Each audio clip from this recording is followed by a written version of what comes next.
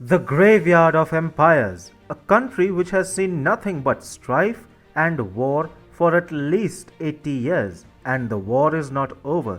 As a matter of fact, it just seems to be beginning. But the situation in Afghanistan has really exposed some countries for the devils that they are. Pakistan and Qatar, for instance, have got their veils removed with the Taliban taking over Afghanistan. Pakistan and Qatar plan to enslave Afghanistan.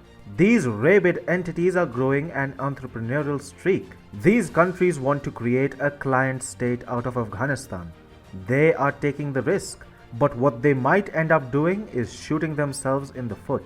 Hi and welcome. This is TFI Global, the foreign affairs and geopolitical analysis arm of the TFI Media Group, and I am your host, Sanbir Ranhotra.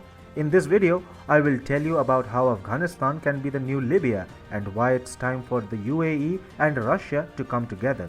Let's begin. Here's what's happening in Libya. The war for Libya between the Islamist Government of National Accord, or the GNA, which is holding the fort in the capital city of Tripoli and making significant gains against the rival Libyan National Army led by General Khalifa Haftar, has led to the creation of a geostrategic canvas which perhaps no other conflict has. The GNA front is supported by the likes of Turkey and Qatar, while the General Haftar-led LNA forces are backed by the United Arab Emirates, Russia, Saudi Arabia and Egypt. But what if we told you that Afghanistan has the potential to become the next Libya if Russia and UAE decide to put the hat of decisiveness on? Now here's what has happened in Afghanistan. The country has fallen to the Taliban, and the resistance front led by the likes of Amrullah Saleh and Ahmad Massoud is said to have strategically fallen back to Tajikistan. The Taliban claim to have established their control over the otherwise impenetrable Panjshir Valley for the first time ever. The Afghan resistance front is severely injured for now and needs some time to heal. In the meantime, according to foreign policy, they are planning to set up an Afghan government in exile.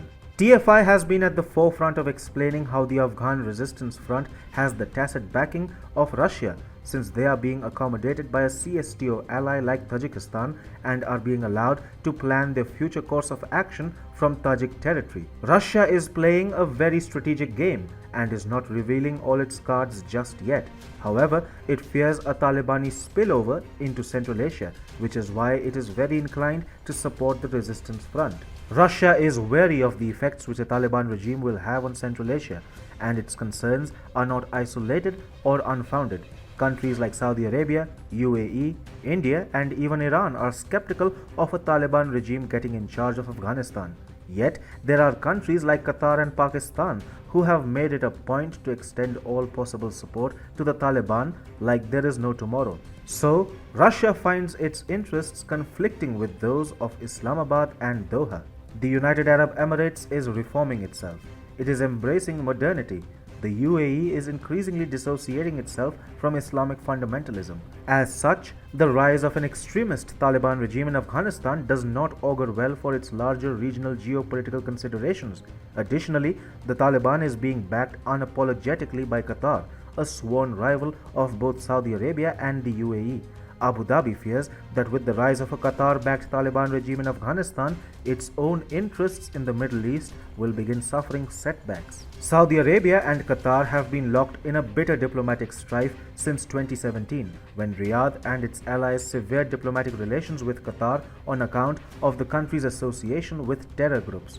The UAE, as of now, continues to follow Saudi Arabia's lead in terms of its own foreign policy. In the days following a dramatic Talibani takeover of Afghanistan, Qatar shot to prominence in the war-torn country. Qatar has maintained good ties with the Taliban since the Obama era, as the then US president explicitly supported Doha's efforts to deal with the Taliban. During the evacuation process in Afghanistan, Qatar naturally enjoyed a position of advantage. Therefore, the US itself praised Qatar for its role in evacuating tens of thousands of people from the chaotic Kabul airport. This is because Qatar and the Taliban are bed buddies, which is why Doha felt no sense of insecurity in evacuating people out of Afghanistan last month. In the past, Qatar has even housed Taliban's extremists and senior officials and provided them with a safe haven. On its part, the UAE is currently housing former Afghan President Ashraf Ghani. What this means is that the UAE is sheltering an Afghan moderate.